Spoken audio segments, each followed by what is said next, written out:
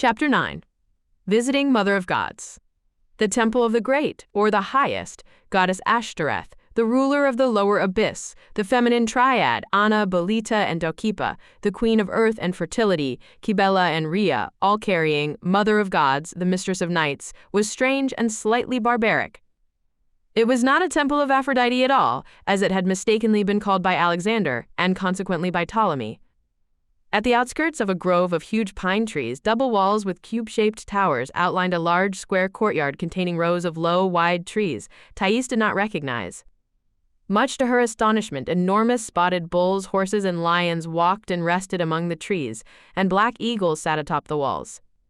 The guards wore gilded armor and carried spears 10 elbows long. They let Thais and Zaasht go through, but left the Hetera's soldiers between the walls.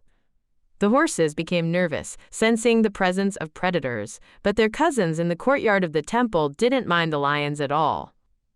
The aroma of Arabian incense floating from the temple doors could be felt even here. The temple itself stood on a platform of unpolished rocks. Thais hurried toward the stairs, but the strange company of animals didn't bestow a single glance upon the women or their companions. According to legend, pillars of black granite 100 elbows tall had been erected by Dionysus himself. They guarded the entrance to the southern part of the courtyard. The broad wings of the temple were constructed out of large green bricks. Plum and Persian apple trees grew on the roofs of secondary structures. A staircase of white stone led from the platform up to the main entrance, which was above a wide, cube-shaped threshold covered by glazed dark red ceramic tile.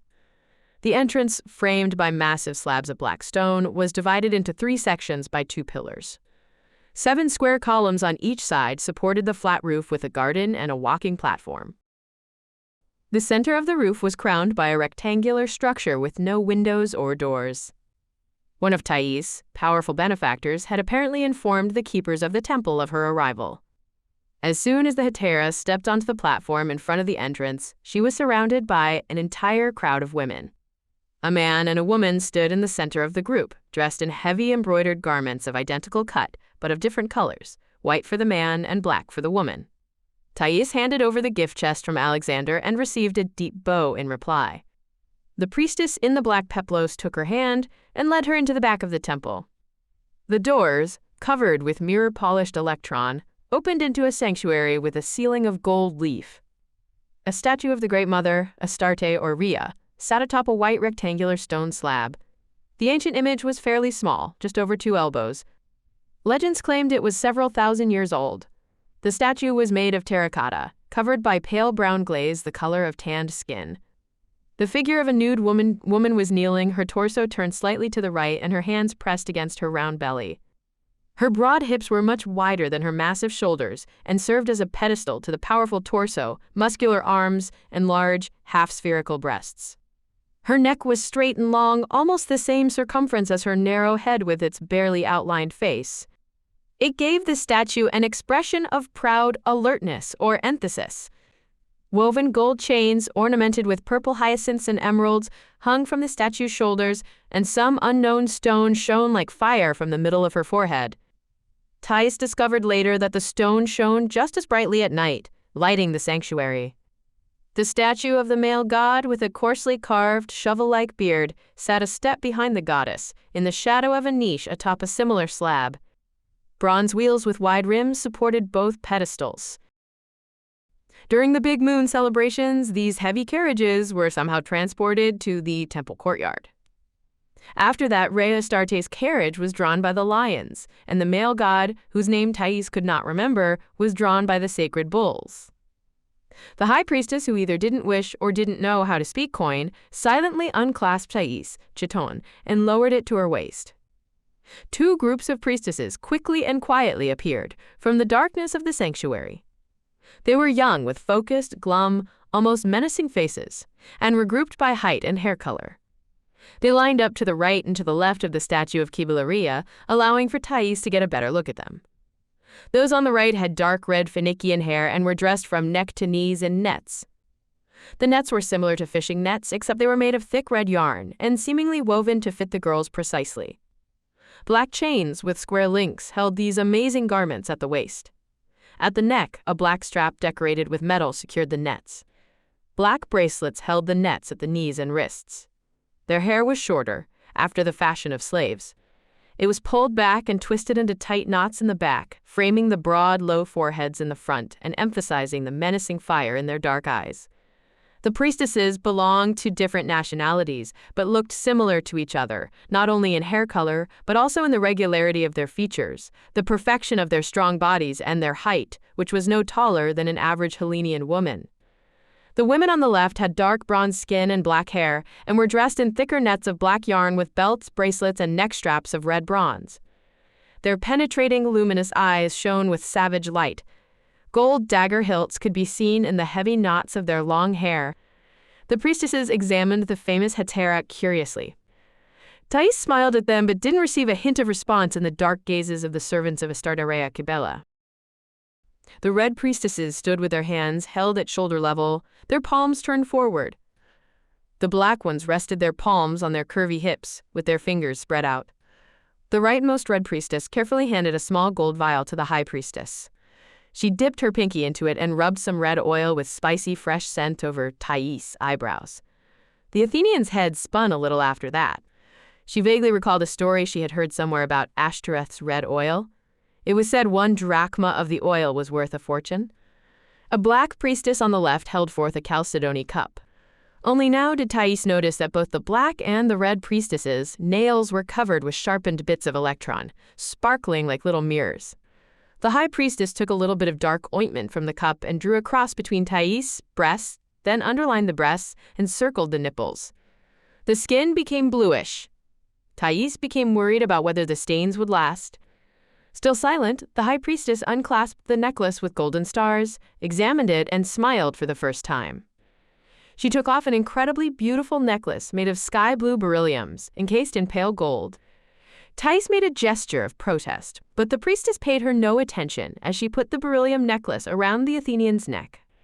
She put her arms around the hetera's slender torso and put the star necklace around her waist. One more sweep of delicate fingers and a blue arrow was drawn over Thais' belly. The priestess stepped back and clapped her hands. She was immediately handed a wide cup with a drink of some sort. She tasted it, let Thais have some, then the cup was passed among all of the red and black priestesses. There were 18 priestesses, 9 on each side. Thais felt awkward under the intense eyes surrounding her. They lacked judgment or approval, sympathy or animosity. Something remarkable has happened, the high priestess suddenly said in Hellenian with a clear Aeolian accent. Our guest wears the ancient sign of feminine mystery and the power of letter mu, she said, pointing at the star necklace she had moved to hetera's waist. For that reason I initiate her at the highest level. Take her to the apartments already prepared for her in advance. With these words, the priestess kissed Thais with her hot, dry, almost feverish lips, and repeated the same instructions in a language unknown to the Athenian. 2 priestesses, 1 black and 1 red, from the outer ends of their rows approached Thais, bowed respectfully, pinned up her chiton and carefully took her arms. Thais laughed, pulled her arms out of their grasps and walked between the 2 women, remembering to bow to the statue of Rhea on her way out. A long hallway cut through the thick walls sloped gently down. It reminded the hetera of the Egyptian temples. For a moment, grief for her past, still so alive in her memory, cut through her heart. At the end of the hallway, the faint light of an oil lamp lit a massive copper grate which blocked the passageway. The black priestess made a hissing whistle. A chain clinked and a woman appeared near the grate. She looked like a black priestess, but without the net, belt, or bracelets, and with her hair in disarray. Covering her face, she opened the grate and jumped back toward the wall. Thais noticed that the woman was shackled to the wall with a light chain. Is she a slave? The hetera asked, forgetting that her companions might not know the language of Hellenians. She looks like... Thais pointed at the black priestess. The black one smiled slightly, but it was the red one who responded, picking out the words of coin with difficulty. She is a priestess, punished. A heavy oak door blocked the exit from the corridor. The red priestess knocked 3 times and the door opened, blinding them with daylight. It was opened by Zeesht, who was nude and had her hair down.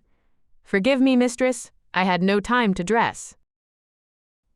They brought me in here through the lower temple and took my clothes. What for? They examined me as if I were at a slave market. As if to confirm her words, the Red Priestess walked over to the Phoenician and felt her shoulders and arms. Thais pushed the woman indignantly, gesturing for her to leave. All of the hetera's possessions had already been laid out on the carpets in the second room, which opened onto a terrace. A staircase descended toward the road under the tall pines. Thais' dwelling was located on the outside of the temple walls, while the passageway with the grate apparently pierced the entire thickness. Thais breathed in the dry air, saturated with scents of pine resin and wormwood. She felt sick. This never happened to her. She was dizzy, and her breasts and belly where they had been anointed with the blue stuff were burning. She could still taste the tart temple potion in her mouth. Shivers ran down her spine. Thais returned to her rooms. Vaguely, as if in a dream, she noticed Za-Asht's strangely luminous eyes and wanted to ask whether she had been given anything to drink at the temple, but before she could say anything, she was suddenly engulfed by a strange kind of languor. She fell on the bed among strangely scented pillows and throws, falling asleep instantly. She woke up several times in alarm, then collapsed into sleep again. A series of visions and uncommonly strong sensations, more vivid than life itself, was torturous. The bewitching ointment or the drink or both of them combined brought forth sexual desire of unbearable power. A frightened Thais sensed her own body as something separate, filled with wild cravings, trapping her mind and willpower, and focusing all the powers and senses of the body in the essence of its feminine nature. The deepest, hot darkness with nary a glint of light or breath of coolness wrapped itself around Thais. She tossed, moaned, and twisted in the monstrous nightmares she couldn't have imagined in her most feverish moments. The terror before the abyss that opened within her made her wake several times. Thais didn't know of an antidote to the poison given to her by the priestess. The drug possessed her, and fire raged in her body, burning from the ointment. Thais descended lower and lower in her desires, incarnating into the primitive mythical heroines, Leda, Philarenippa, Pasiphae. The hetera was exhausted under the burden of the dark forces of Anteros. Had it not been for her spiritual training acquired from the Orphics, she would have rushed to the temple of Rhea to beg the goddess for release. During yet another period of wakefulness, she stumbled to her medicine chest, rocking and shaking, and managed to crush a few bits of dried poppy flowers in some wine. Having downed an entire goblet, Thais soon fell into a foggy sleep with no memory and no visions. Wind, pure and cold, flew in from the eastern plains, burst through the open door and windows, and woke up a chilled Athenian. Thais barely contained a moan, feeling sore in every muscle as if she'd galloped for 20 parsangs without a stop. Her bitten lips were swollen, she didn't even dare touch her breasts. Thais found Za-Asht in the next room on a woven reed mat, spread out as if in a fever. When she woke the girl, Za-Asht couldn't seem to come to her senses, glancing at her mistress with either fear or rage. Thais herself was growing coldly furious. She mentally sent to the ravens the temple rituals she was so interested in, and the cunning priestesses of Astarte, who had purposely given her the horrible potion in order to force the servant of Aphrodite to feel the power of the Great Mother. She gave the Phoenician something to drink and rubbed her temples with fresh scented oil. Finally, Za-Asht, moving slowly, brought some warm water, bathed and rubbed Thais down, finally waking completely. A servant from the temple brought some food, fortunately of the simplest kind: honey, milk, bread, dry grapes, none of which could be mixed with poison. Thais felt stronger after she ate, so she went down to the grove to visit her soldiers, who were settled outside of the temple boundaries. She sped up, feeling her energy returning, and finally ran, rejoicing with her entire body. Around the bend in the road, the hetera almost ended up under the hooves of the horses. 5 riders rode toward her, leading 2 saddled horses. One of them reared up with a loud whinny. Thais recognized Salmach only after the mare greeted her mistress and was astonished at her own absent-mindedness. She blamed it on the poison. Boanerges, who was running next to Salmach Mech, neighed quietly, as if embarrassed to express his feelings. Salmach pressed her ears back and tried to kick him to prevent his approaching the mistress. The pacer let the mare go forward, then suddenly bit her on the croup. Salmach dashed forward and missed her, while Boanerges stopped right in front of the Athenian. Without further ado, Thais hopped onto his back and yanked the reins away from the stableman.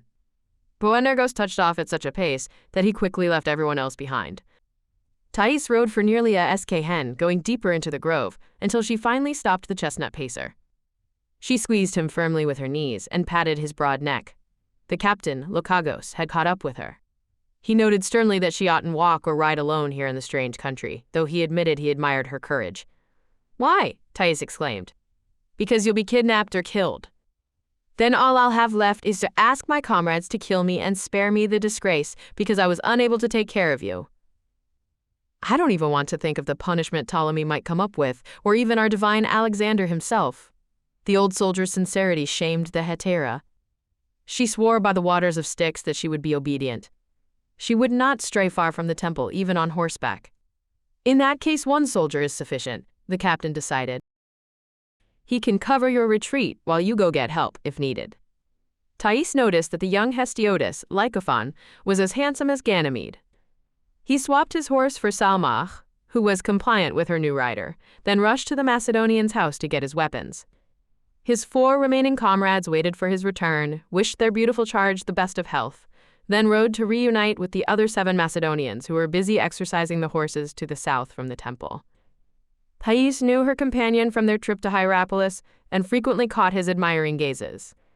Smiling at him, she directed the pacer to the east, where the pine trees grew thinner and faded into the sandhills covered with bunches of tamaracks. A few stadiums ahead, the waves of sand dunes surrounded a large grove of trees that looked like poplars. Thais suddenly wanted to peek into this cozy grove, which seemed as if it hid something forbidden. The horses continued on, their hooves sinking in the sand, until they came to a particularly tall hill. As soon as the riders reached its top, both exclaimed in delight. A small, crystal-clear lake glittered at the foot of the hill like a blue sickle. Where the lake was deeper and shadows of tall trees fell over the water, the eye was charmed by a deep turquoise color. The eastern wind did not reach here, and the green semicircle of reeds hugging the blue water barely moved their slender tips. The visitors saw no sign of any other people, and Thais decided she simply had to bathe in this beautiful place. The plants indicated this to be fresh water, and springs bubbled up near the northeast tip of the sickle. "Go on down to feed the horses, but not too far," Thais said to Lycophon. "I'll go for a swim, then join you." The young Thessalian shook his head. "Hippophant, the horse-killing herb, grows there. I should warn my friends not to let the horses graze there." Pale green, thin-stemmed grass fluttered beyond the hills on the flat plain, interspersed by strips of wormwood and tall bunches of needlegrass. The growth stretched to the edge of a distant pine forest, which marked the boundary of the oak-covered hills. "Then watch the horses and don't let them go down to the lake. We don't know what sort of water is there. What about you, Mistress Thais?" The Athenian lifted her hand to calm him. "I'll test it before diving. Perhaps you should tie the horses to a tree." Thais slipped down the steep, sandy slope, barely managing to stop at water's edge. She threw off her sandals, tested the water, then splashed some onto her face.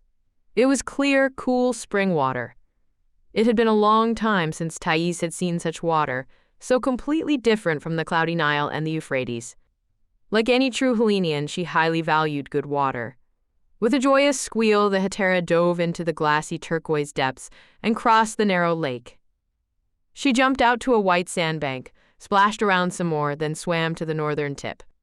Here, the ascending current of the warm underground springs tossed her up, then dragged her down, as if rolling her in huge, soft waves. Thais wasn't afraid. She swam up, rolling onto her back and sweeping wide circles with her arms. Thais played in their bubbling domes until she grew tired and returned to the deeper waters, where she floated on her back. She swam, dove, and splashed, washing away all the terrors of Anteros, until the impatient whinny of the pacer reminded her of the time.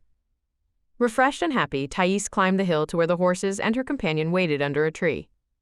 By his flushed cheeks and obvious signs of embarrassment, Thais realized that the young warrior was admiring her. "You were enjoying the water as one would fine wine, mistress," Lycophon said. "I found I wanted some too. Go and you'll see how much better it is than any wine. I'll watch the horses." The hetera scratched Boanergos' neck and patted Salmach's face, while the latter threw jealous glances at the former. The Thessalian parted with his weapons and his military belt only when he reached the bank. Thais gazed approvingly at his wonderfully built, muscular form, which complemented the beauty of his face. "Are you married?" she asked Lycophon after the soldier had enough of swimming and climbed back to the top of the hill. "Not yet. Our people don't marry before 25. I couldn't marry before the war, and now I don't know when I'll make it home, if I make it at all. Everything is in the hands of gods, but I think they ought to be merciful to you. You will make good children." The soldier blushed like a young boy. "But I don't wish to invite trouble," the Athenian said, then caught herself. "Gods can be jealous. Shall we go?" Salmach and Boanergos dashed forward at full speed as soon as they made it out of the sands. In order to exercise the horses, Thais turned to the north when they reached the road, and, having ridden almost a parsang, rode up to the ridge above the valley of one of the Euphrates tributaries. Gnarled, sprawling oak trees surrounded a moss-covered portico with 4 pillars, hiding a statue of Ishtar Kutitum, which was made of smoothly polished gray stone. Greenish gold chrysolite eyes glittered in the shadow. The Scythian face had slightly high cheekbones framed by shoulder-length, cropped hair, and bore a disdainful expression. In the back of the portico, behind the statue, a narrow passageway led into a small cell. It was well lit through a wide opening in the roof. A tile of fired clay was set into a niche in the eastern wall, above the black wood altar. The tile was covered with pronounced sculptural images. The nude goddess stood on legs which ended in tightly joined owl's feet, and her hands were held at the level of her face, with palms turned outward. A rope knot was carved in detail, held in her left hand. Owl's wings, pictured behind her back, hung to the middle of her hips, and feathers were also visible above her ankles. The goddess stood on the back of a lion, with another lion lying behind, its head turned to the side. The lower corners of the tile were taken up by the images of huge owls, much larger than the lions. Scale-like protrusions at the lower edge symbolized a mountain range. The entire sculptural group was painted with bright colors, including red for the goddess body and black for the lions, manes. Black and red feathers were in both her wings and those of the owls. Something about the emphasis of the goddess, perfectly straight posture, her menacing companions with their terrible paws and wings, frightened Thais. But her fear vanished before the delight of the statue's physical beauty. The goddess, strong. Shapely legs and pert, semi-spherical breasts were similar to those Thais had seen on the Cretan and late Hellenian sculptures. Her narrow torso and curvy hips all combined to create a harmonious image of sensuous power. The goddess was the seductive Ashtoreth Ishtar, aggressive in her feminine power over beasts and people, more terrible than Rhea Kibela, more mysterious than Artemis and Aphrodite. Thais bowed before the ancient sculpture and promised the goddess some flowers. Later, the Athenian asked the high priestess about the strange winged goddess. She discovered that separate sanctuaries of Ishtar Kutitum, who was worshipped along with the queen of the night goddess Lilith, have existed near the temples of the Mother of God since the times of the ancient kings of Mesopotamia, approximately 1,500 years ago. She was still considered to be one of the faces of the Great Mother. Lilith was a goddess of submission to male love, and the rope in her hand was a symbol of that duty. Thais remembered the story by Herodotus about the Babylonian tradition of service to the great goddess, when the most prominent women of the city went to the temples of Ashtoreth to offer themselves to strangers. As a sign of their service, they tied a thick rope around their heads. Ishtar Kutitum must have brought forth the Syrian and Phoenician goddess Kotito, who was worshipped as the mistress of uncontrolled passion. Lilith did not come across as being particularly benevolent on this first meeting. Trying to push away a bad premonition, Thais sent the pacer down to the pine grove at a swift trot. Reveling in the speed, the warm wind, and the freshness of her own clean body, Thais rode up to the temple of the Great Mother, handed the reins to Lycophon, and thanked him. From the moment they had left the Lake of the Waxing Moon, as Thais nicknamed it, the Thessalian kept mum as if he had given a vow of silence. Zaasht said that a messenger had come from the high priestess and left a bronze disc. Whenever the mistress was rested enough, she should strike it, and the messenger would come to take her back to the temple. The hetera winced. She really did not want to go back into the sanctuary of the powerful goddess. She sensed there were more trials ahead. The light, beautiful, and mischievous joy of gods and people serving Aphrodite was very different from the unflinching mother of gods. It was not entirely in contradiction with her, but not in agreement either. One was the depth of fruit-bearing earth, the other like the flight of the wind in the clouds. As usual, Thais had dinner with her slave girl. But the Phoenician, who was generally fond of food, hardly touched her meal. Quiet and keeping her eyes down, she settled the hetera down on the bed and started massaging her legs, which were tired from the ride. Thais watched her slave girl quietly, then finally asked, "What is the matter with you, Zaasht? You haven't been yourself since last night." Did you have too much of the poison? Suddenly the Phoenician threw herself onto the floor and whispered passionately, clutching her mistress' knees. Let me stay at the temple, mistress. They say I may become a priestess after a year of trials and serve Ashtoreth Kibela like they do. Thais sat up in surprise. Did the priestesses tell you of the trials? They could be such that you won't even think about the temple. It is possible that you would begin your service to Kibela from the lowest stage and offer yourself to every stranger that comes here. I don't care. I am not afraid of anything. If only I could stay here and serve her, whose power I experienced last night. Her power enslaved me. The Athenian studied her slave girl carefully, remembering how sarcastic, mean, and skeptical she usually was. Now she had been consumed in the fire of faith, as if she were 14. Perhaps Moira, the goddess of fate, had brought the Phoenician here to serve at the temple. If she actually discovered herself here, it was the same as falling in love. In cases such as this, Thais never objected. If she lost her beautiful servants, she would simply finding new ones just as eager to serve her. But Thais hesitated. She was always careful when deciding the fates of her people. Besides, Zaasht was all she had at the moment. Would she be able to find her replacement in this secluded temple town? Thais shook her head, not refusing, but not agreeing either. Wait. First, I shall find out what they will do with you, then I will find a replacement. The girl's moist eyes lit up. But you do not refuse. Oh, thank you, mistress. Don't celebrate just yet. Nothing has been decided, Thais warned the Phoenician, who had started massaging her with twice the energy.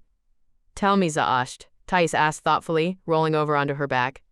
Do you not see any other path in life save for the service to the Mother of Gods?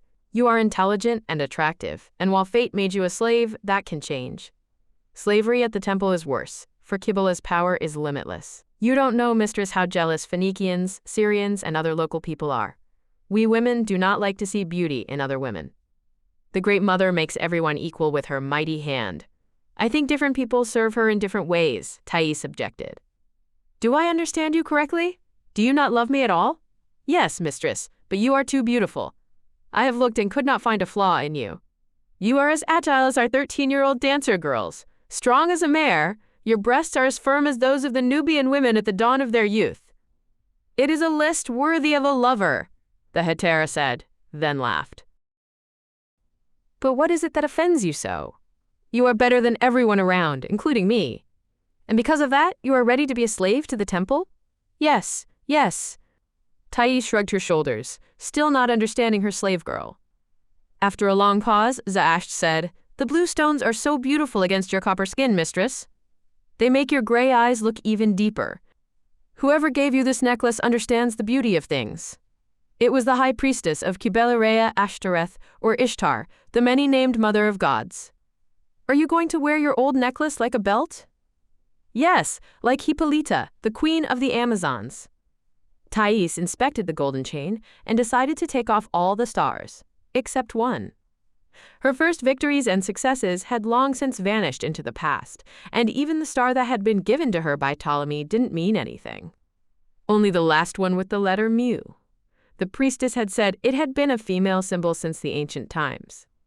Can you find me a jeweler to take off the stars, except the last one? The hetera asked.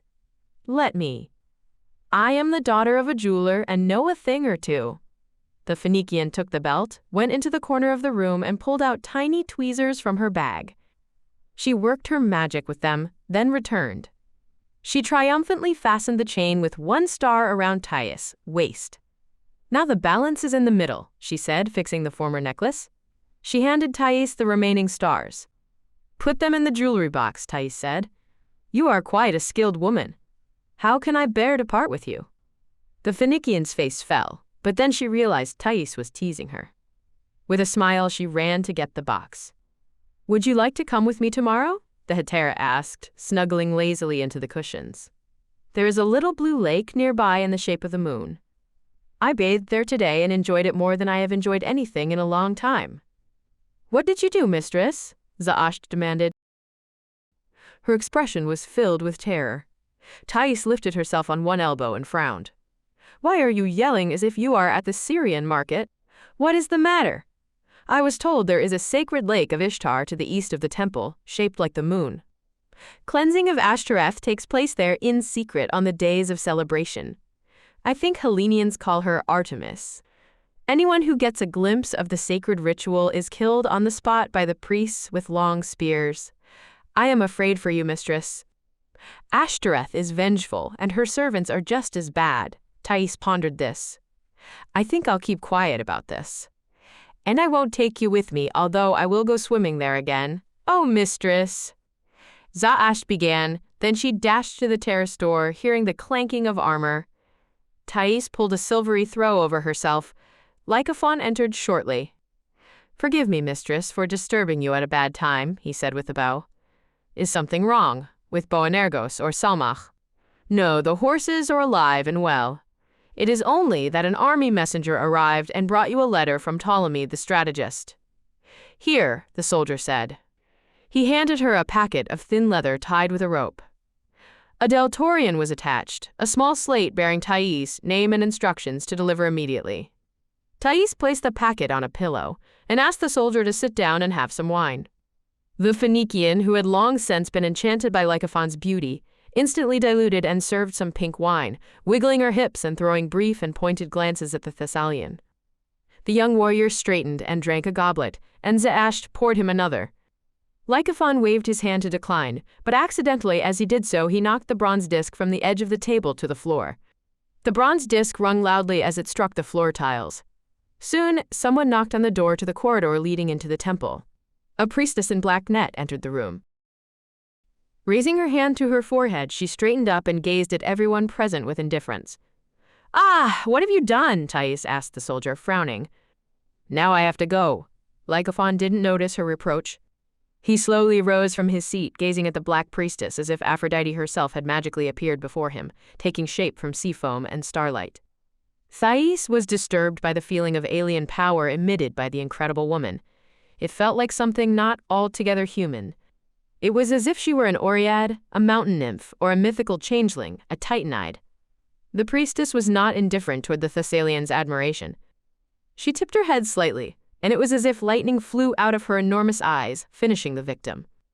The young man blushed and lowered his eyes, pausing to look with awe upon her muscular legs and her amazingly sculpted feet.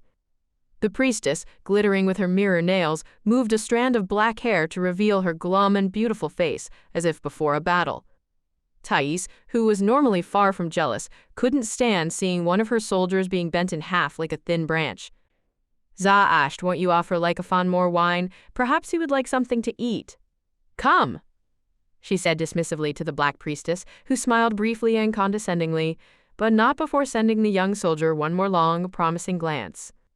Thais wanted to walk ahead, but the priestess slipped silently forward and walked along the passage without a backward glance. She paused to wait for the hetera near the grate, blocking the corridor. She summoned the chained gatekeeper, who huddled on a pile of dry grass in a barely lit niche. The guide did not go straight into the sanctuary but turned right into the side passage, which was brightly lit and ended in a staircase leading up. They entered the upper floor, went up another staircase, and found themselves on a veranda. Behind them was the topmost structure. It had no windows and only one single bronze door of tremendous weight and strength. Cone-shaped protrusions covered the walls and the top floor. Thais guessed that it was a treasury and thought it was rather careless to keep valuables at such a height. What if there were a fire? What are you looking at, my daughter? The high priestess asked. Thais turned and saw her sitting in an ivory armchair next to a man, probably the high priest. The Athenian walked up to her, sat down on a bench decorated with ivory, and shared her concern. I know that you are smart, servant of Aphrodite. But those who built this sacred place weren't fools either. The entire temple consists only of bricks, frescoes, and tiles of granite and marble that cover the ceilings. The builders made it so that even if fire were set intentionally, nothing would be lost, save a few curtains and armchairs. Thais was interested. She told them she had seen such methods of long-term construction in Egypt. The high priestess asked her several questions, then grew silent.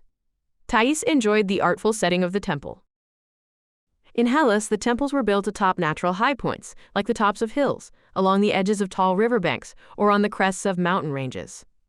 When someone physically ascended to the temple, he also ascended spiritually, preparing to commune with the gods. This temple, the priestess explained, was constructed according to the canons of the most ancient sanctuaries of Mesopotamia. It stood in the center of a round valley, walled by mountains on the south, west, and north, leaving the east side open to the Euphrates. The treasury structure on the top and the pedestal on the bottom made the total height of the temple quite impressive. People who approached it from the valley could see the sanctuary from far away. As they came nearer, the building appeared to hang or loom over people, oppressing them so that they felt small before the mighty goddess and her servants. Thais particularly enjoyed the view of the surrounding lands, perhaps seeing for the first time how the influence of height affected a person's consciousness. The reality of being separate from everything that was taking place down below, the feeling of one's own inaccessibility, the ability to cover great areas with one glance, all were different from just being in the mountains. A mountain climber conquering great heights was still a part of the surrounding nature. But this artificial structure protruded arrogantly in the middle of the valley, separating itself from the natural soil and bestowing feelings of superiority, purity, and independence upon those who lived at the temple. Far in the east, beyond the dusty fog, lay the valley of the Euphrates. Its tributary flowed through the dark canyon in the north. The range above was home to a small temple to the Ishtar of Persia. The silence was broken when the high priest said something, speaking in a language with which the hetera was not familiar. In response, the priestess stretched out in her roomy armchair and asked whether their guest would like to continue familiarizing herself with the mysteries of the Mother of Gods. Thais replied that she had felt poisoned all night, and if, quote, familiarizing continued down the same path, she wouldn't last much longer. The priestess chuckled both sternly and approvingly, then confessed that Thais' dose of the ointment had been too strong. They hadn't realized the Hellenian was unaccustomed to such things. She promised they would be more careful in the future. To delay giving an answer, because to directly refuse the hosts of this sacred place was inconceivable, Thais asked about the meaning of the priestesses' garments and why they were separated into two groups. "There is no mystery in that," the high priestess said. "The red priestesses serve during the day and represent the daytime powers of Kibela, while the black ones represent nighttime. In Libya and Hellas, they are called Lamias, Hecate's companions. It is thought that he who earns the love of such a priestess partakes of the powers of Kibela Rhea, or Gaiea as you call her. He shall have good health, luck, and fine offspring for the rest of his life. The skill of the priestesses, especially of the black ones, is above anything a mortal woman can give, because it is inspired by the Great Mother and strengthened by her might. Can any man attain that?" The eyes of the high priestess flashed like those of a wild beast. Thais shivered but held her gaze. "Any man," the priestess said. "As long as he is not ugly and is of good health and sufficient strength." "How do you determine that?" "That is what the net garment is for. It is strong, and in order to take the priestess he must rip the net with his bare hands. Only a strong man possessed by uncontrollable passion is capable of that." "And what if he is not capable and can't rip it?" The high priestess leaned toward Thais and said quietly, "Then Kibela's wrath falls upon him. If he chose a red priestess of the day, she calls out and the ill-fated man is caught, castrated on the altar before Kibela, and made a temple slave if he survives. The black priestess Lamia calls no one. Instead, she holds the unfortunate man to her, then bestows upon him Kibela's kiss, stabbing him with a dagger here," the priestess said, placing her finger in the hollow behind her left collarbone. "What is the sense the Great Mother places in such violence? Only the strongest, most beautiful, and most self-assured heroes come here to become the lovers of day and night. Children are born, and the girls become high priestesses. The boys become guards and keepers of the sanctuary. Have you noticed how strong they are, how long their spears are, and how heavy their swords? I have also noticed that your high priestesses are beautiful, not one more so than the other. But is the intention only to get offspring for the temple? One could find children that are just as beautiful among thousands of others." Thais objected. "You are much too intelligent for someone not initiated," the priestess said with a slightly mocking smile. Like Ishtar, Thais thought, "Of course that is not the true meaning. Humankind weakens over time, and the passionate madness of Kibela Ashtoreth Atargates no longer possesses people like it used to. Kibela wants the fire of sensual rage, just as Aphrodite wants love." Thais thought of Urania, and the priestess continued. "The service of our women immerses people into nature, uniting them with all living things reared by Rhea Kibela. That is a man's happiness and destiny. Gods do not offer a better path. Men find themselves and do that for which they are destined. If they turn out to be unsuitable, the Great Mother calls them back to her, to bring them forth again for a better life. And the men go to her never knowing the bitterness of old age, in the midst of fiery youth. Why are you so certain that people are growing weaker? Thais asked, hiding a smile. The priestess suddenly laughed. Look once again at the image of Kibela Rhea captured in the ancient statue, and you'll realize that only insatiable desire can seek such an ideal, and only incredible strength and endurance can hope to match hers. Thais remembered the incomparable might captured within the boundaries of that harmonious body and emitted by Rhea's statue, and couldn't find any objections. Where do the black ones and the red ones live? She asked, changing the subject. They do not leave the temple while they are young. They frequently marry important people or travel, taking high-level positions in other, less important temples of Rhea.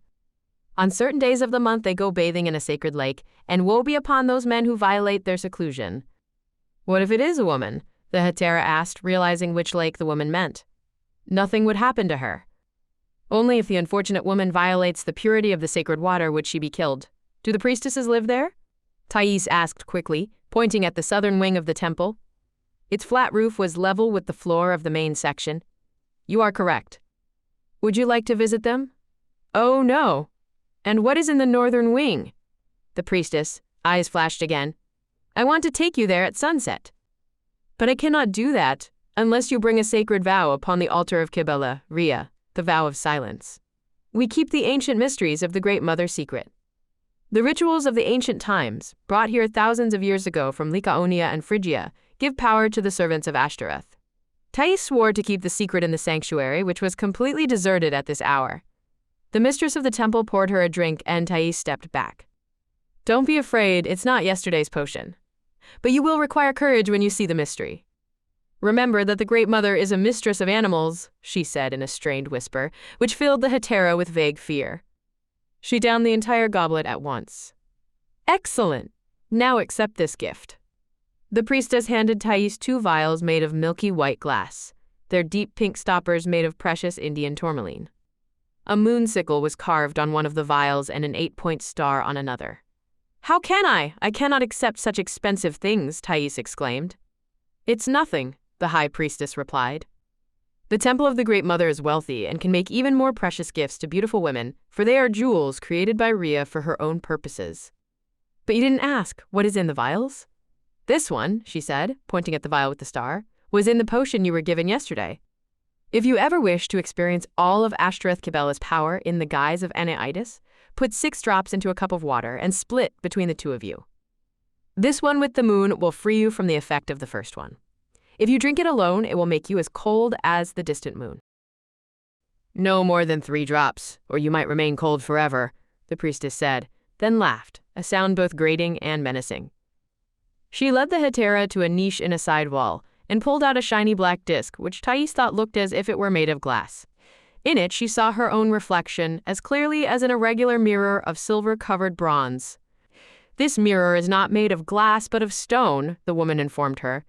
It was made when people knew only stone. Metal ores served them as permanent paints, for even then they already painted on walls. Women gazed into this mirror many thousands of years ago before Egypt and Crete. Take this as a gift as well. You are giving me another priceless object. Why? Thais asked. I am giving it to you along with the vials containing poison. Beauty and death are always together since the dawn of men. Death for whom? For the one who is beautiful, or for the one who takes it, or for both? Is there no other way? No. Such is the way of the Mother of Gods, and it is not up to us to discuss it, the mistress of the temple said sternly. Her tone almost threatened. I thank you. Your gift is truly beyond all treasures. Are you not afraid? Of what? Of the mysteries of the Great Mother. She narrowed her eyes while Thais shook her head. No? Then come. In the north portion of the sanctuary, a thick column protruded from the middle of a dark opening in the floor. A spiral stone staircase circled the column, leading down. The poorly lit passage led into a temple, decorated in a way Thais had never seen before. Broad stone benches on each side of the passage were set with real horns of huge bulls, or aurochs, curved with closely set vertical tips. The low, square space of the sanctuary, with its coarse half-pillars of red terracotta, were decorated with beautifully made heads of bulls constructed of stone or clay, but with real horns. The bulls' horns on the western wall stuck out like those of the aurochs on the northern wall, bent down. The ones on the eastern wall were spread out broadly in wavy, horizontal blades after the fashion of the ancient bulls of Mesopotamia. This ancient sanctuary was strange, sinister, even frightening. Enormous horns were everywhere, including on the short, square pillars and long benches, making it difficult to move around the temple. Silhouette frescoes of red ochre outlined figures of the bulls on the walls closest to the entrance. Between the bulls, heads were women's breasts made of blood-red clay, their nipples decorated with beaks of black griffins and snarling ferret skulls. The first room was followed by a smaller hall with a sharp-cornered niche in the northern wall. 3 horned bulls' heads were set vertically, one above the other, with the figure of the goddess soaring above them with her arms and legs spread. On each side of the niche, 2 black passages loomed black. The horns bothered Thais for some reason she was having trouble placing. Suddenly, a vivid recollection flashed in her memory. The same symbols, but made of stone and magnified to titanic dimensions, marked sacred places on Crete. In one of the frescoes, the Athenian had seen the image of a sanctuary, similar to the one she was in now. Horns of different sizes had separated the fresco's sacrificial room into different segments. But here the real horns of wild bulls seemed particularly sinister. Though they were relatively small, they made just as strong an impression as the gigantic stone horns rising from the soil of Crete. Thais could clearly see the deep connection between the ancient religion of the Great Mother in Asia and the faith of her ancestors on Crete. The sculptures of bulls in the sanctuary were particularly terrifying. They did not look like the blunt-faced Cretan giants with their tall horns pointed up. The bulls of the ancient sanctuary were portrayed with long, lowered heads, their huge horns pointed forward. They either converged over the forehead with their tips curved menacingly, or were spread wide and arched like knives. This was definitely a different breed, and the Athenian thought that the sacred Cretan dance with the bulls wouldn't have been successful with these frightening creatures as they seemed hell-bent on a fight. The high priestess paused and listened. Deep, low, rhythmic sounds of jipatas, the strings on the very bottom of a sitar, could be heard in the distance, interwoven with female voices, moans, and screams. Thais, heart beat faster, expecting something terrible. The priestess silently picked up a torch from a horn-decorated pedestal, lit it from the coals simmering on the sacrificial stone, and stepped into the left passage. After passing through another dark corridor which felt more like a dungeon, Thais found herself in a spacious building, level with the temple garden. Thais would never tell anyone about the things she saw here, but she remembered every single moment. In Egypt, she had been struck by the frescoes in the dungeons of the dead, portraying Tiao, or the path of the night sun. That was the Egyptian version of hell, located on the other invisible side of the moon. But those were only images. Here at the temple that was almost as ancient as the stone mirror, the 10,000-year-old rituals of the Great Mother took place in reality, and were performed by real people. Strengthened by Rhea's potion, Thais managed to withstand the performance to the end. All 4 stages of the incredible ritual passed before her eyes, gradually clarifying their secret meaning. The roots of Earth Gaia and all things living on it descended into the abyss of chaotic storms, sweeping over Tartar in the terrible darkness of Erebus. That was why the roots of the soul also rose from the darkness of primal feelings, swirling in the womb of Kibela. These feelings, the darkness and terrors, had to be experienced in order to become free from their secret power.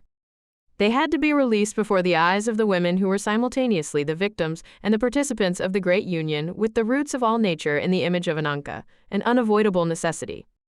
Late at night, accompanied by a black priestess, Thais returned to her temporary home, feeling astonished, tired, and depressed. Zaasht was awake, waiting for her mistress.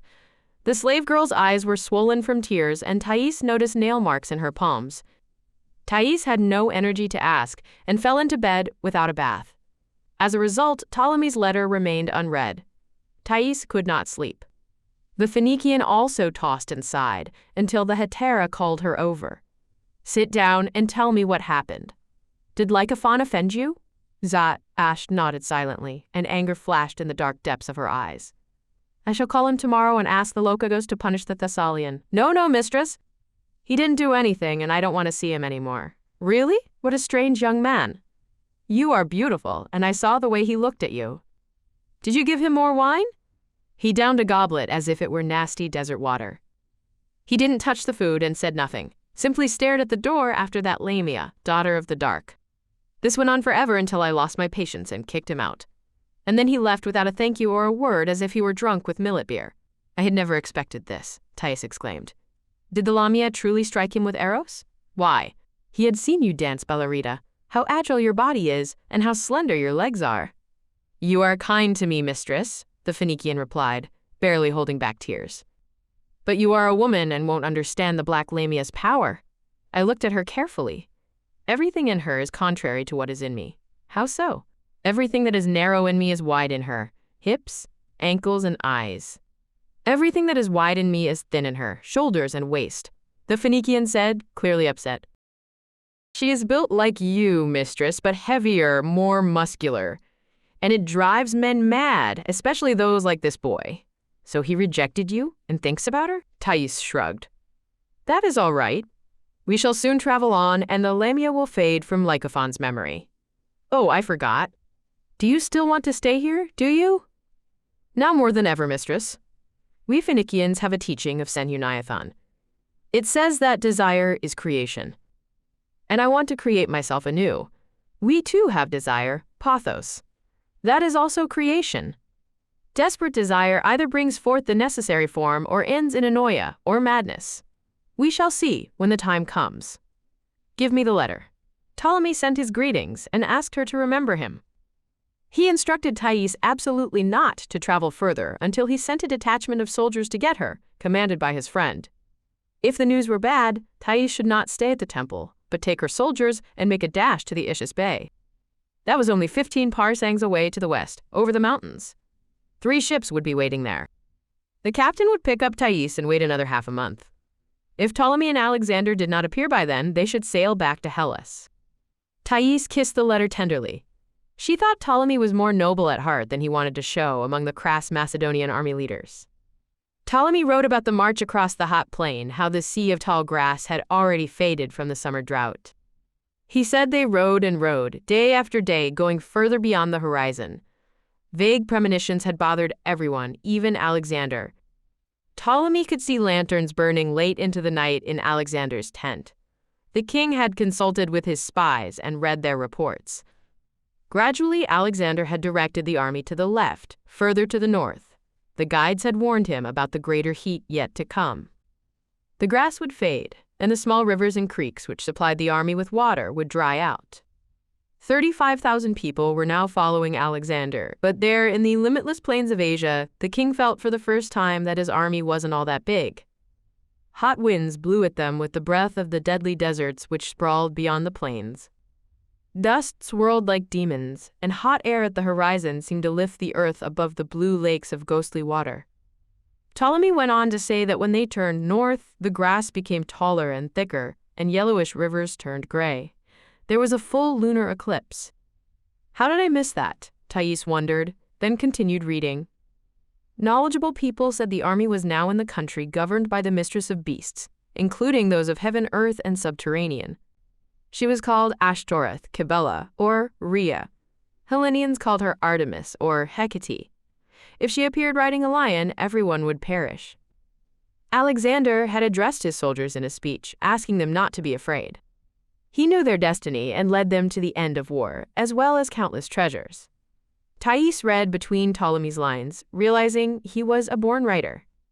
She discovered that the Macedonians had encountered a new feeling, fear. For the first time, the hetera thought about how insanely brave was Alexander's mission.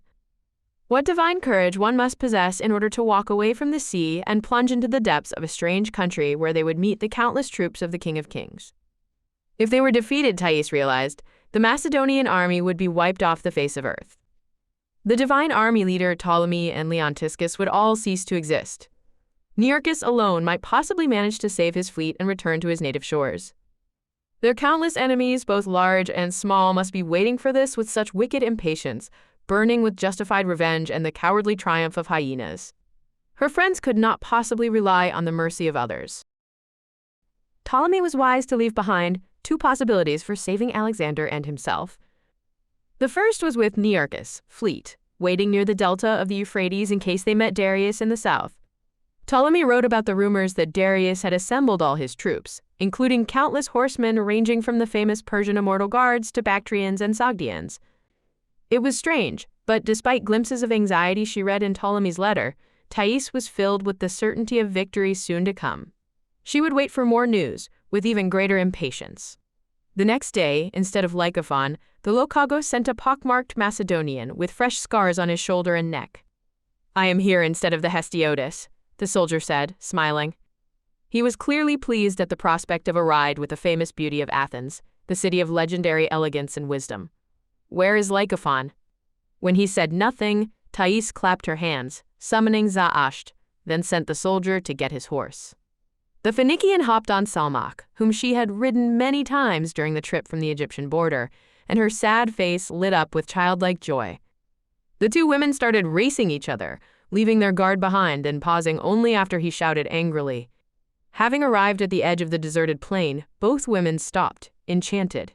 The plain was blooming with incredibly bright flowers unseen in Hellas. Globes the size of apples, painted in a divine sky blue color, fluttered on tall, bare stems. They were scattered everywhere, along with the tall plants blooming with round, yellow, almost gold flower clusters and sparse, narrow leaves. The gold and blue pattern spread out as far as the eye could see, glorious against the background of dusty green in the transparent morning air.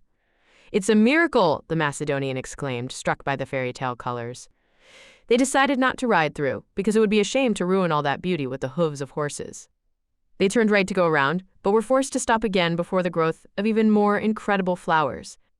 Coarse-tipped plants, tall enough to reach the riders' feet, grew around them, covered with large crimson flowers and shaped like 5-point stars. Their petals had wide bases and sharp tips.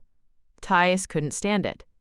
She hopped off the pacer and picked an armful of purple flowers while the Phoenician gathered gold and blue globes. The stems of the latter turned out to be much like regular chive with a sharp onion scent. Thais rode back at full speed, ascending the northern range and heading toward the small temple of the mocking, alien Ishtar. Trying not to look at the goddess, slanted green-gold eyes, Thais spread the flowers on the altar, stood for a minute, then snuck into the sanctuary with the high-relief tile of the menacing Lilith. There she pulled out a hairpin and stuck it into a finger on her left hand. She smudged blood onto the altar, then walked away, licking the scratch. On the way back, her good humor deserted her. She suddenly felt sad, the way the young Thessalian had the day before. Was it the magic of the Persian goddess? Soon Thais discovered the reason for her pensive mood. For some reason, after visiting Ishtar, she had felt concern for the handsome warrior. What if the young man decided to ask for the love of the Black Priestess, not knowing anything about Kibela's laws? Would they warn the neophyte about what he was up against? If they did not, it would be not only cruel but disgusting as well. Without waiting for an invitation, Thais decided to go and ask the high priestess. However, getting to see her turned out to be a difficult matter. After the evening meal, the hetera opened the inner door of her apartment. It led into the long hallway, which ascended to the sanctuary. She reached the locked grate and knocked, summoning the chained guard. The fallen priestess peeked out of her niche, pressed her finger to her lips, and shook her head.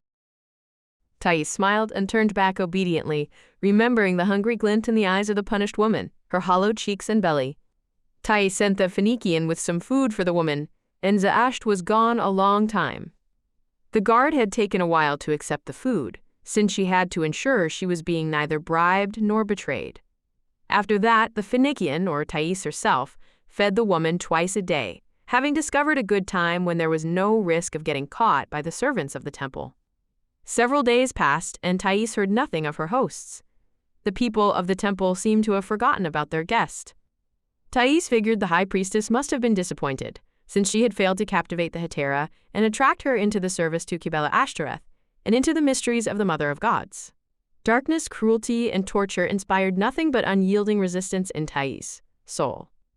She went riding either with the old pockmarked soldier or with the Lokagos himself.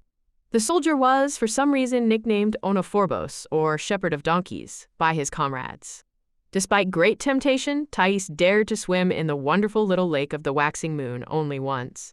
It was not out of fear of being caught. Boanergos, speed would have saved her from that, but because she did not wish to offend the servants of Rhea. Zaasht always asked to accompany her mistress and grew quieter each day.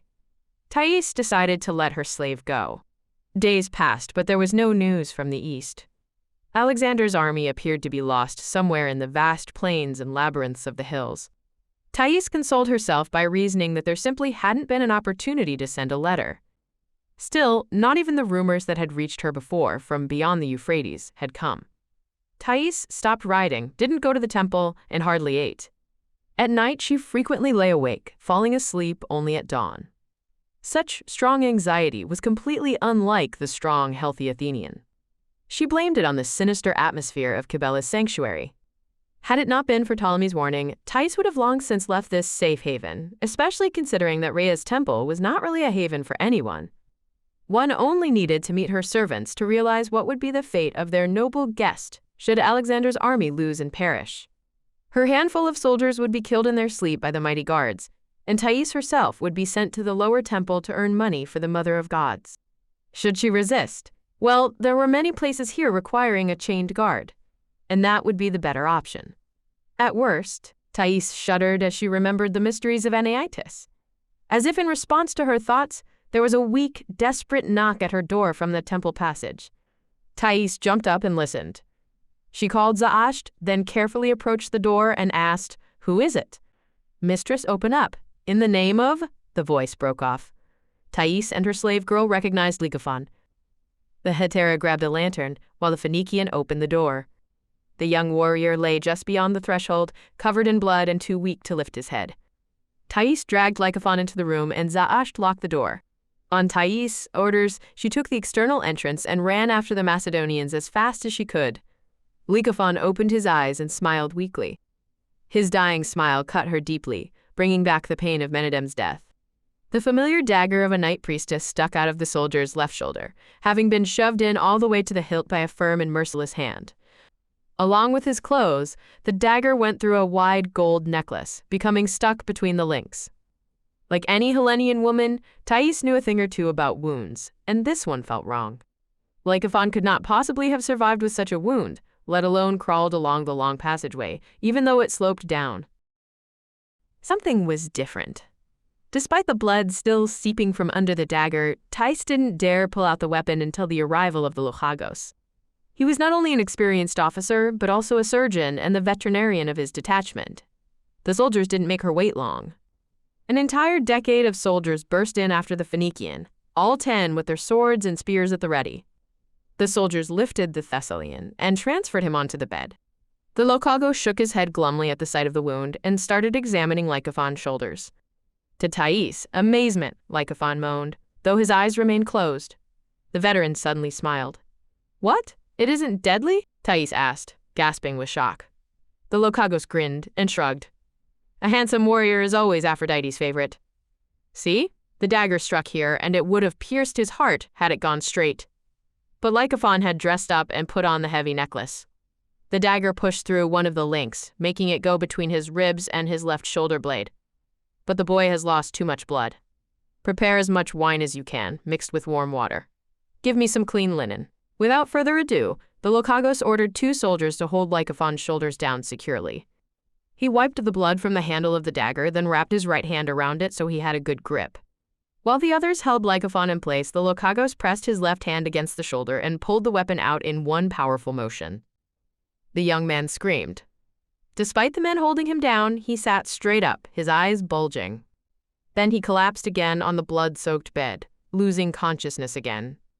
The Lochagos soaked his fingers in vinegar, then used them to pull the edges of the wound together. He wiped the blood from around it and bandaged it tightly with strips of linen stola, tying his comrade's arm to his torso. The Thessalian lay quietly and indifferently, barely moving his dry, blackened lips. At the Locos' instruction, Zaasht gave Lycophon water mixed with wine, which he drank 1 cup after another. When he had finished repairing Lycophon, the captain of the soldiers straightened up, wiped sweat from his face, and accepted a goblet of wine offered by Thais. "Who did this to him?" one of the soldiers demanded, voicing the question everyone else was thinking. Thais tried explaining the temple rules, then told them of Lycophon's meeting with the Black Priestess and the young man apparently having insufficient strength. It was possible that the Thessalian had forgotten that he was only just recovering from a previous wound.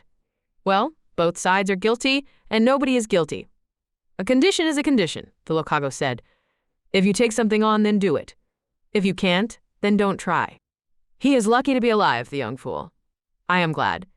Lycophon is a good soldier, but has a bit of a weakness toward women. And here I thought the boy was going after her," he said, pointing at Zaasht. "No, no, no," the Phoenician jumped up, her eyes flashing. He frowned at her. "Leave it be, wildcat. We all know you are into him, so be quiet," the captain said. Zaasht wanted to respond, but was interrupted by a sharp knock from the temple door. "Here come the pursuers," the Lokagos said. He was grinning for some reason. "Open the door, Pilamenos." The soldier nearest to the door obeyed. An entire group of black priestesses with lit torches burst into the room, led by the high priestess, who was identifiable by her golden tiara. She was followed by the weeping black priestess, who had originally come to get Thais, and ended up captivating Lycophon. "See, Kira, how much blood. I did not pity him. I struck correctly. I know not what saved him." "You did strike correctly," the Macedonian's captain replied. "The gold necklace the young idiot put on for you is what saved him." "I see that," the eldest agreed. "You are acquitted, Adrastea." "We cannot finish him off," she said, then nodded at the Macedonians, who had grabbed their swords. "Let the great priestess be the judge of that. But Eris must be put to death for her second crime. Or, if you wish, we can send her to perform rituals in the temple of Anachita." Only then did Thais remember the guard in the passage. She realized that had the guard not felt pity for the soldier, Lycophon would have bled to death near the locked grate and never made it to Thais' door. Back in the dusk of the passage, one of the priestesses held the guilty woman by the hair. She was free of her chain, but her hands were tied behind her back. The eldest went back into the passage after casting an evil smile at the blood-covered, ashen young man on the bed and an indifferent glance at the other Macedonians. "Wait, Kara!" Thais exclaimed, having memorized the menacing name of this still young woman. She pointed at the tied-up guard. "Give her to me." "No. She is twice guilty and must not live." "I will pay a ransom for her. Set the price." "One cannot set a price for life and death," the eldest priestess said flatly, then paused. "However, you may give one life for another," she said. "I do not understand." "Pity. It is simple. I shall give you Eris, and you shall give me your Phoenician girl." "Impossible. You'll kill her." "What for?" "She is not guilty of anything." "I see it this way. If we are losing a priestess who fell too low to tolerate, we are acquiring another who will be suitable to begin with. But if you kill her, you'd lose her, even if you get another to replace her," Thais objected. "Death and life are equal before the Great Mother." Thais looked back at her slave, hesitating. The girl stood as pale as a whitewashed wall, leaning forward and listening to their conversation. "Look, Zasht, you wanted to serve at the temple. Here is your chance, and I am letting you go. I am not exchanging you and not giving you away. You must follow only your own desires." The Phoenician dropped to her knees before Thais and kissed her hand. "Thank you, mistress." Zaasht straightened, tall and proud, then added, "I am going." "Take your things and clothes," Thais reminded her gently. "No need," the eldest priestess said, and nudged the Phoenician toward Adrastea. Zaasht held back a little, but the black priestess put an arm around her waist and led her into the dark passageway. The priestesses made way, and the one who was holding the tied-up girl by the hair kicked her in the back. The guard flew into Thais' room and fell face down onto the blood-stained carpet. The door slammed shut behind her, and all became quiet.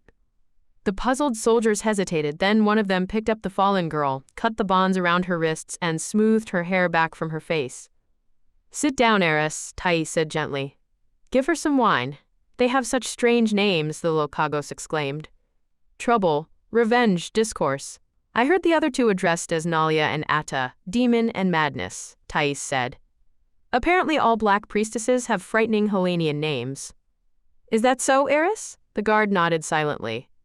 "Let's make a stretcher so we can carry Lycophon," the Lokagos said, breaking the silence. "Leave him here," Thais suggested. "No. Their patroness might change her mind. The Thessalian must be moved." "But how are we to leave you alone, Mistress Thais? I have a new servant girl. She'll stab you to death like Lycophon and run away. She has nowhere to run to. She has already saved 2 lives while risking her own. So that is how it is." "Good girl." "Still, I'll leave 2 guards on the veranda," the captain insisted, then ordered the soldiers out. Thais locked the temple door and put both bars across, then started cleaning up the room, wiping up all the blood. Eris snapped out of her shock and helped scrub and clean. "Clean yourself," Thais told her. Caring nothing about her nudity, Eris ran a few times to the water cistern and furiously scrubbed off the dirt. It was layers thick since she had lived in that dirty niche near the grate. When the dawn came, the tired Hetera closed the outside door and pulled a heavy curtain over it.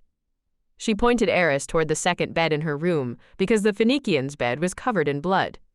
Thais settled down and stretched out, glancing at Eris. The girl sat motionless on the edge of the bed, looking into the distance with wide-open eyes. The Hetera took the chance to examine her new acquisition. She appears to be a Melascroma, black skin, she thought, then changed her mind. No, she is a Melena, dark bronze with a touch of African blood. Without her net, bracelets, belt, and dagger, the Black Priestess was revealed as a young woman with enormous blue eyes. Those eyes were filled with the same dark stubbornness as was in the eyes of the other priestesses. Her hair fell in tight curls, and her round cheeks looked to be as delicate as a child's. Only her full half-open lips, as well as an unspoken sensuality controlling her young but already powerful womanly body, spoke of the fact that this young girl was actually a black servant of the Night and Great Mother. Eris' coloring reminded Thais of Ethiopian women, who were highly valued in Egypt. They came from a distant country, beyond the origins of the Nile. The freed guard could have been a daughter of such a woman and a pale-skinned man. The Athenian rose, then approached Eris and stroked her shoulders. The Black Priestess shuddered, then suddenly clung to Thais with such force that she almost fell over. She was forced to put an arm around Eris to keep her balance. "You seem to be made of stone," Thais exclaimed in surprise. "Are you all like that?" "Yes. Body of stone and heart of copper," the girl said in broken coin. "Oh, good. You can speak. But you have the heart of a woman, not that of a Lamia," Thais said and kissed Eris. The latter shook and sobbed. Thais whispered soothingly to her and told her to go to bed, but the girl pointed at the door and pressed a finger to her lips. It appeared the girl had to return to the grate for something important, and she had to do it before a new guard was chained there. The Hetera and the Black Priestess opened the door noiselessly, and Eris slipped into the dark. She returned and carefully locked the door behind her, now holding a sacred knife of the Night Priestesses. Its gold hilt glittered in her hand. Eris dropped to her knees and put the dagger at Thais' feet, then touched it to her eyes, lips, and heart. A few moments later, Eris was asleep, spread out over the coverlet with her mouth half open. Thais watched her for a bit longer, then went to sleep herself. The captain of Thais, soldiers turned out to be right. Lycophon didn't die. The priestess' dagger had not been poisoned, as the Lokagos had feared. The deep wound was healing quickly. However, due to a great loss of blood, the soldier was weaker than a kitten. She heard no more from her hostesses. The high priestess did not send for Thais and did not demand the soldier back so they could finish him off. The entire town and the temple of the great goddess seemed to be on guard, waiting for news of Alexander. Thais ordered her detachment to get ready to march. "Where to?" the Lokagos asked cautiously. "To Alexander." Everything changed in less than 3 days. Late one evening, when Thais was getting ready for bed and Eris was brushing out her thick, wavy hair, shouts were heard from the temple town. Torches were lit. Thais ran out to the veranda wearing only her short chiton despite the north wind, which had been blowing for several days. A rush of hoofbeats sounded through the pine grove, and a veritable avalanche of horsemen on tall Parthenian horses rode up to Thais' house, holding torches high above their heads. The Macedonians of her detachment were among them. They looked much cleaner, albeit sleepier, than the dust-covered, sun-scorched visitors. A horseman in glittering golden armor rode a snow-white horse to the very steps of the veranda, and Thais ran to him. "Leontiscus, O Leontiscus!" Thais cried. The chief of the Thessalian cavalry caught her deftly and lifted her onto his horse, tossing off the smoking torch. "I am here for you, Athenian! Long live Alexander!" "Victory, then! It's victory, isn't it, Leontiscus? I knew it!" Unexpected tears rolled down Thais' cheeks. She put her arms around the Thessalian's neck and covered his face with kisses. Leontiscus kissed her back and, lifting her with his powerful arms, set her onto his shoulder. Elevated above everyone, Thais laughed, while the soldiers yelled in delight, striking their shields and waving their torches. A huge soldier with a fluttering mane of red hair sat atop a tall gray stallion. He spotted Eris on the veranda, looking puzzled, then rode to the railing and invited her to ride with him. Eris glanced at her mistress, who nodded with encouragement. The girl leaped into the horseman's arms, and the giant set her onto his shoulder as Leontiscus had done with Thais. The former priestess rose even higher than Thais, and there was a new roar of admiration. The Thessalians rode around the sanctuary, yelling and waving their torches. Their armor clanked and the air thundered with the sound of hooves and shields being pounded. All the temple servants ran to the roof, including the high priestess.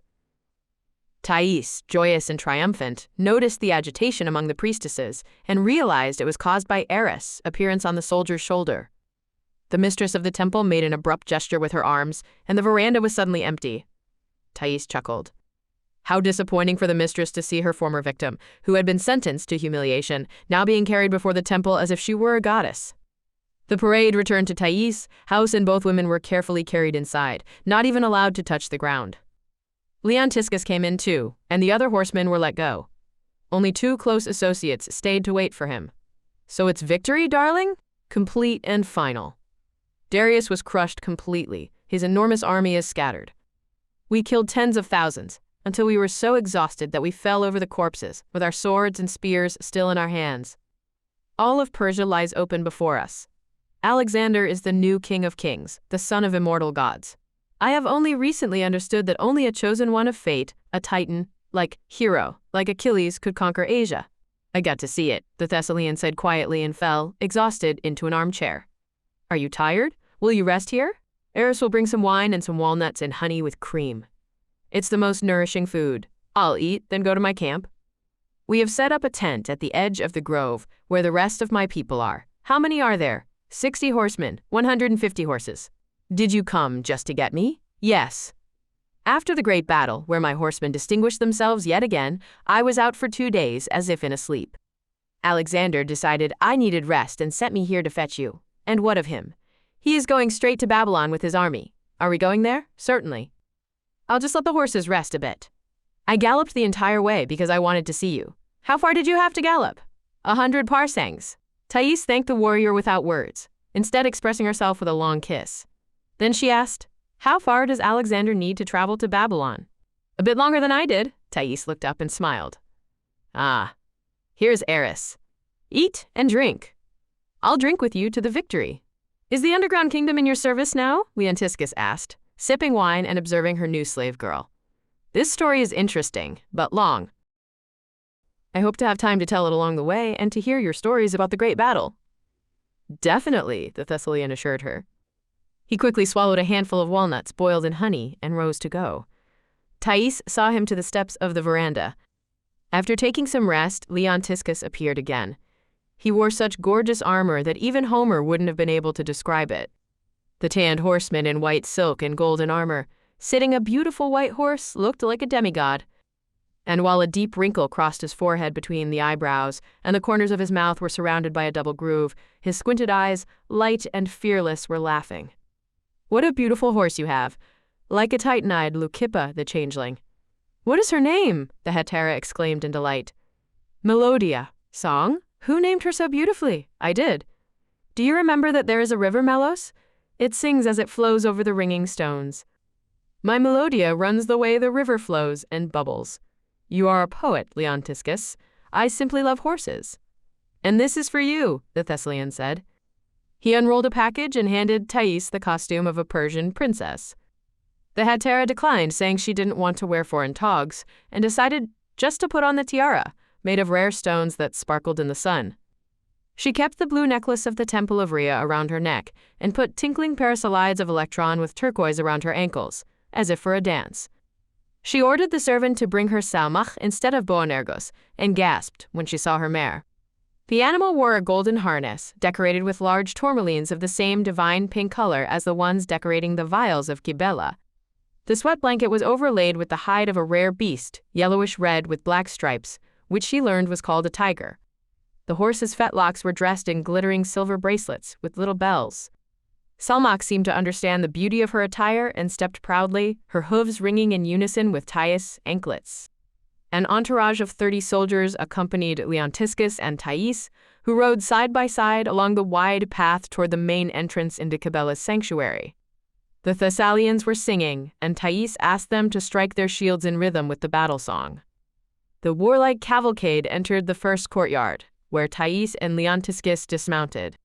They were met by the priests armed with spears and went to the gate in the low fence which separated the paved yard from the cypress alley. At the end of this was an arched bridge and a staircase going over the pool, leading straight to the lower terrace. When they were on the other side of the gate, they were approached by a nude gatekeeper. She gathered her thick hair, dipped it into a silver basin of fragrant water, and sprinkled it over the visitors. Suddenly she shrieked and covered her face, but before she could hide, Thais recognized her Phoenician girl. "Oh, Leontiscus!" "Make them wait a minute," she said, then nodded at the stern priests. She approached Zaasht and pulled her hands away from her crimson face. "They have punished you already? What for? Is it bad? Tell me." From her incoherent, rushed explanation, Thais figured out that the Phoenician had been forced to do something intolerable, but had refused. She was sent to the temple of Euphrates, where she revolted again. She was then sent here to be a gatekeeper, and the first treat for tired pilgrims. What happened at the temple of Euphrates? First stage of the mysteries? Yes. They tried to force me to participate in the second one. Zaasht covered her face again.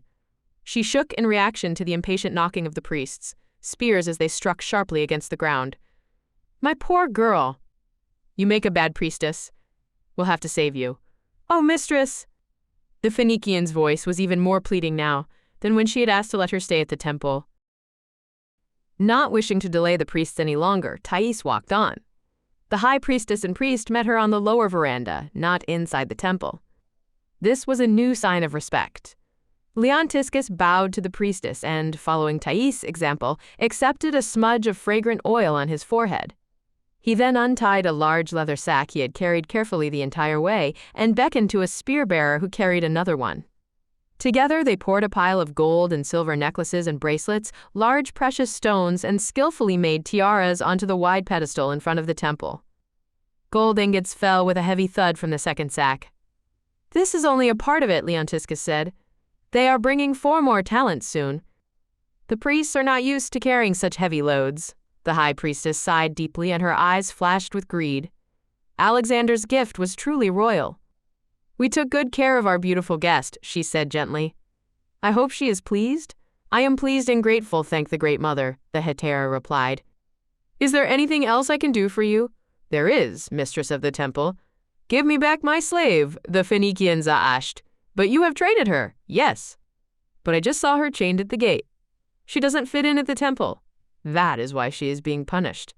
Thais glanced at Leontiscus, and he understood her without words. "Perhaps I shall call back those carrying the gold," he said, as if pondering. "Don't," the high priestess said quickly, raising her hand. "The disobedient Phoenician isn't worth even 1/100th of this." "You may have your stubborn slave back." "I thank you." Thais bowed again and, hiding a smile, said goodbye to the mistress of the famous temple. Zaasht, forgetting about everything else, dashed to Salmach with a yell. "Here you are, my beautiful girl," she cried, shedding tears all over the horse's neck. One of the soldiers gave her a beautiful robe and set her behind him. The Thessalians left the courtyard in the same formation in which they had arrived, and Thais left the dwelling of Kibela, the great mother and mistress of beasts, forever.